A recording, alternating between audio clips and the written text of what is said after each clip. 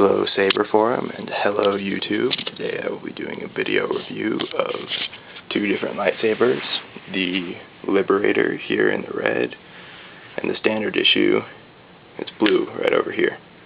Both of these are available at ultrasabers.com if you're interested.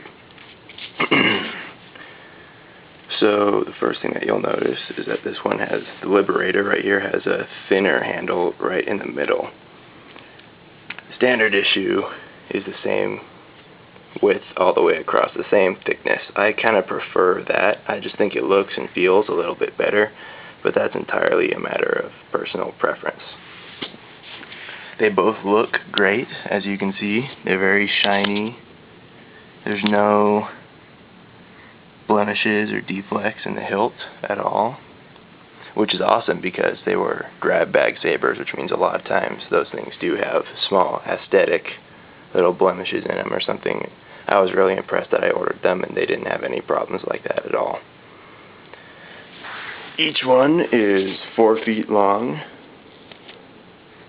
and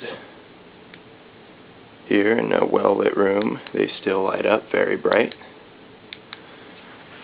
When you turn the lights off like this,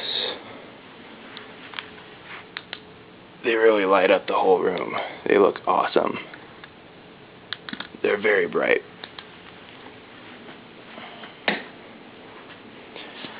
As far as durability goes, to give you a good idea of that, I was playing around with this one with my brother, and he had about an inch thick PVC pipe, and I cut the thing in half with this and there wasn't a scratch on it.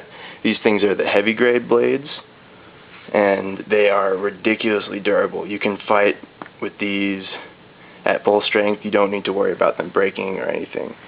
They work great, they look fantastic, and they are super strong.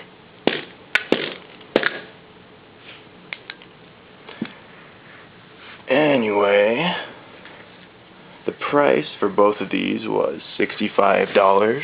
I think that that's a great value compared to everything else out there. If you want something that is, of a similar quality as far as looks goes or how durable it is, any other company will charge you a lot more money than that.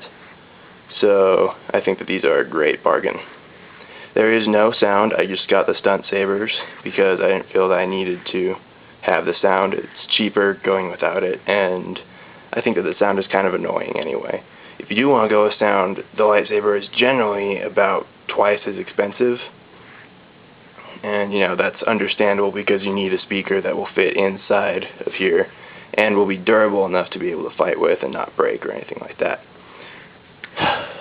Anyway, the only real complaints or problems that I have with either of these sabers is that they both have two very small issues. The first is the batteries on the inside.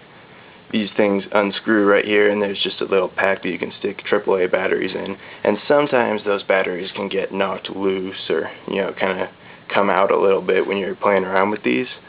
And the only way to fix that is to just kind of take the battery holder and wrap it in a little bit of tape. That will hold those in there and it fixes that problem great, so I don't really consider that much of a flaw. The other one is the way that the blade is actually held into the handle. You'll have a little screw here, and you can see that same screw right here on the Liberator. And sometimes when you're dueling with these, that screw can come a little bit loose and the blade can slide out of here. It doesn't happen very much. It only happens if you've been dueling for a long time, very hardcore, and it can kind of get loose a little bit. It's a good idea to just check every once in a while and make sure that it's still in there just by pulling on it, or you can feel that, and if it feels like it's out a little bit more than it should be, then you can just tighten it with a little Allen wrench and that problem is solved as well. Those are the only two kind of flaws that I would really say these have, and they're very small flaws. I don't think it's anything to worry about. So yeah, I think these things are an excellent deal. I give them a 10 out of 10 both.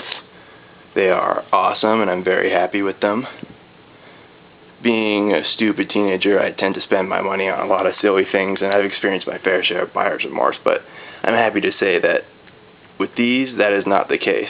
I've had them both for weeks, and I still think they're awesome. I don't regret the purchase at all.